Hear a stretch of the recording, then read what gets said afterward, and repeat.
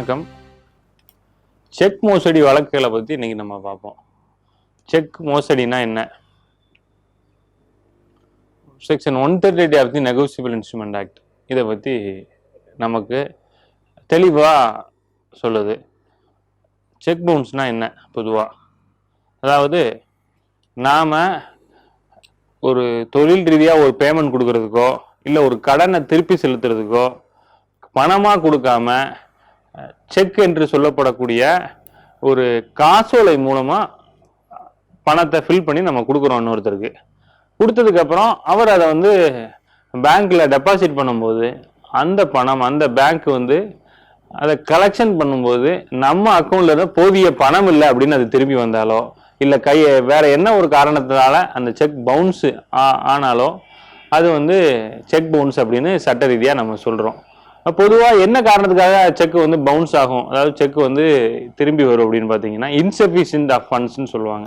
அதாவது ஒருத்தருடைய அக்கௌண்ட்ல பணம் போதிய பணம் இல்லாமல் நம்ம செக்கு கொடுத்தா என்ன ஆகும், அது கலெக்ஷன் பண்ணும்போது இந்த பணம் இல்லை அப்படின்னு அது திரும்பி தான் ஒரு இன்சஃபிஷியன்ட் ஃபண்டுன்னு சொல்லுவாங்க.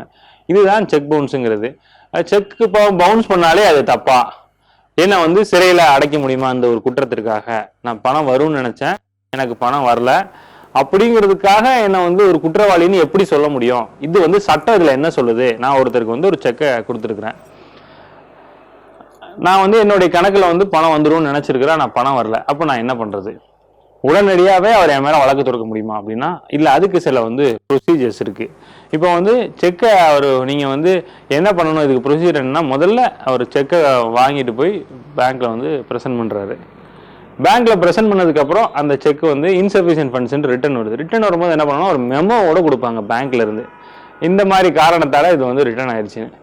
ஆன உடனே அவர் உங்க மேல வழக்கு தொடுக்க முடியுமா? முடியாது. அவர் என்ன பண்ணா, முதல்ல ஒரு வழக்கறிஞரை போய் அணுகணும். இந்த மாதிரி எனக்கு வந்து ஒரு இடத்துல இருந்து பணம் வர வேண்டியது, ராமுங்கிறவர் எனக்கு பணம் தரணும், பட் ராமு வந்து பணம் தரல, நான் என்ன பண்றது அப்படின்னு ஒரு வழக்கறிஞர் போய் பார்க்கும்போது வழக்கறிஞர் ஒரு லீகல் நோட்டீஸ் ஒன்று வந்து அனுப்புவார் நமக்கு. இந்த மாதிரி under section 138 of the negotiable instrument I demand the sum of 1 lakh rupees or so and so rupees which is due from you to my client as the check you have given is bounced அப்படின்னா ஒரு வந்து ஒரு legal notice அனுப்புவார்.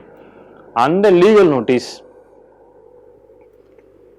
அவருக்கு கிடைக்கப்பட்ட உடனே, இப்போ உங்களுக்கு செக் பவுன்ஸ் ஆகுன்னா உங்களுக்கு கிடைச்ச உடனே 30 நாள் டைம் உங்களுக்கு. அந்த 30 நாளைக்குள்ள நீங்க என்ன பண்ணணும், ஒரு ரிப்ளை நோட்டீஸ் ஒன்று அனுப்பணும், இல்லைன்னா பணத்தை கொடுத்து செட்டில் பண்ணிடணும். நீங்க செட்டில் பண்ணல அப்படின்னா அதுல இருந்து ஒரு 15 நாளைக்குள்ள அவர் என்ன பண்ணலாம் அப்படின்னா நீதிமன்றத்தில் போய் உங்க மேல வந்து வழக்கு தொடுத்துடலாம். ஸோ நீங்க செக் பவுன்ஸ் ஆயிடுச்சுன்னா உடனே உங்க மேல அவரால் வழக்கு பதிவு பண்ணி உங்க மேல நடவடிக்கை எடுக்க முடியாது. உங்களுக்கு முதல்ல ஒரு நோட்டீஸ் கொடுக்கணும். செக் பவுன்ஸ் ஆனது 30 நாளுக்குள்ள உங்களுக்கு ஒரு நோட்டீஸ் வரணும், இந்த மாதிரி இந்த செக் பவுன்ஸ் ஆயிருக்கு, எனக்கு பணத்தை திருப்பி கொடுங்க அப்படின்னு.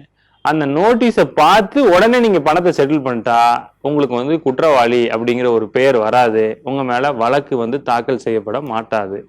பட் நீங்க வந்து பணத்தை செட்டில் பண்ணலன்னா அவர் என்ன பண்ணுவார்னா ஆட்டோமேட்டிக்கா அடுத்த கட்டமா அவர் வந்து நீதிமன்றத்துக்கு போயிடுவார். ஸோ நீதிமன்றத்தில் போய் வழக்கு தொடுக்கிறதுக்கு முன்னாடி அவர் ஒரு வழக்கறிஞர் ஒரு லீகல் நோட்டீஸ் கண்டிப்பா அவர் வந்து இந்த விஷயத்துல வந்து அனுப்பிச்சிருக்கணும்.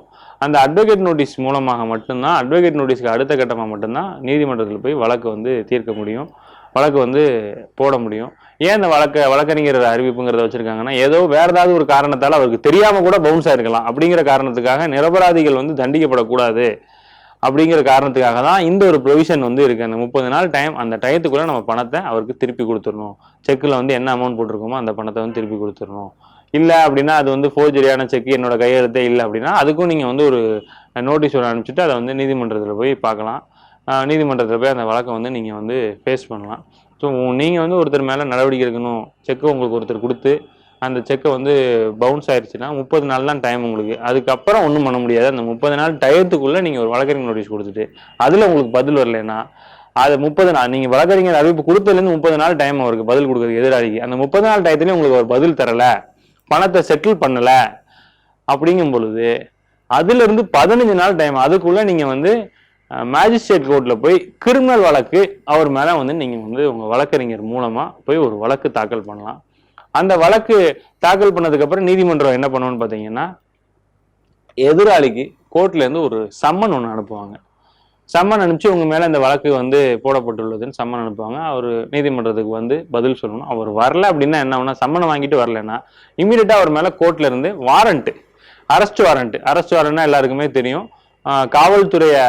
காவல்துறைக்கு டைரக்ஷன் கொடுத்து அந்த எதிராளிய அக்யூஸ்ட்னா குற்றம் சாட்டப்பட்டவர்னு அர்த்தம். அந்த குற்றம் சுமத்தப்பட்டவர், குற்றம் சாட்டப்பட்டவரை அரெஸ்ட் பண்ணி என்னுடைய முன்னாடி கொண்டு வந்து ஆஜர்படுத்தணும்னு கொடுத்துருவாங்க. ஸோ அரெஸ்ட் வாரண்ட் போற அளவுக்கு கூட செக் பவுன்ஸ் கேஸுங்கிறது வந்து பார்த்தீங்கன்னா ஒரு கடுமையான ஒரு கிரிமினல் வழக்கு. இந்த கிரிமினல் வழக்கை நாம வந்து எப்படி எதிர்கொள்றது அப்படின்னு பார்த்தீங்கன்னா, ஃபர்ஸ்டே நீங்க வந்து 30 நாளைக்குள்ள பணத்தை நீங்க செட்டில் பண்ணிட்டீங்கன்னா எந்த ஒரு பிரச்சனையுமே கிடையாது. செட்டில் பண்ணலாங்கும் போது தான் இது நீதிமன்றத்துக்கு போயிடும். நீதிமன்றத்துக்கு போனதுக்கு அப்புறம் நீங்க வந்து இந்த விஷயத்த வந்து நான் வந்து பணத்தை செட்டில் பண்ணிடுறேன் அப்படின்னு சொல்லி நீங்க செட்டில் பண்ணா கூட அந்த கேஸ் வந்து அங்கேயே முடிஞ்சிடும். பட் செட்டில் பண்ணலன்னா இதுல வந்து 138 section of the negotiable instrument படி உங்களுக்கு வந்து சிறை தண்டனை விதிக்கிறதுக்கான வாய்ப்பு வந்து 100% இருக்கு. ஸோ செக் பவுன்ஸுங்கிறதுக்கான ப்ரொசீஜர்ஸ் எல்லாமே இதுதான் இந்த ப்ரொசீஜர்ஸ். இப்போ நீங்க வந்து செக் பவுன்ஸ் போனா அந்த கேஸ் ரொம்ப நாள் நமக்கு இழுத்தடிக்குமா, இது எவ்வளவு நாள் ஆகும் எனக்கு வந்து வழக்கு போட்டாச்சுன்னா, இந்த மாதிரியான வழக்குகள் எல்லாம் மேக்சிமம் வந்து சட்ட ரீதியாக ஒரு ஆண்டுக்குள்ள வந்து முடித்து வைக்கப்படணுங்கிறது சட்டத்தினுடைய விதி.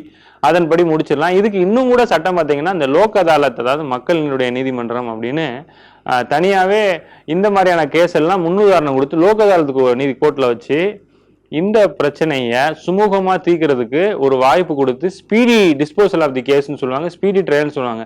கூடிய விரைவில் அந்த கேஸை முடிக்கிறதுக்காக நிறைய இன்னைக்கு செக் பவுன்ஸ் கேஸ் எல்லாம் பார்த்தீங்கன்னா 2 மாசம் 3 மாசத்துலேயே லோக் அதாலத்துக்கு அனுப்பிச்சு அங்கேயே வந்து ஒரு நிரந்தரமான தீர்வு வந்து உங்களுக்கு வந்து ஏற்படுறதுக்கு சமரச சட்ட மையத்தில் வச்சும் கூட பார்த்தீங்கன்னா இந்த மாதிரியான விஷயங்கள் எல்லாமே நமக்கு வந்து தீர்க்கப்படுது. ஸோ ஒவ்வொரு ஆண்டுகளுக்குள்ள இந்த மாதிரியான வழக்கு எல்லாமே நமக்கு வந்து பார்த்தீங்கன்னா நீதிமன்றத்தில் வந்து நமக்கு தீர்ப்பு கிடைச்சிரும். நன்றி.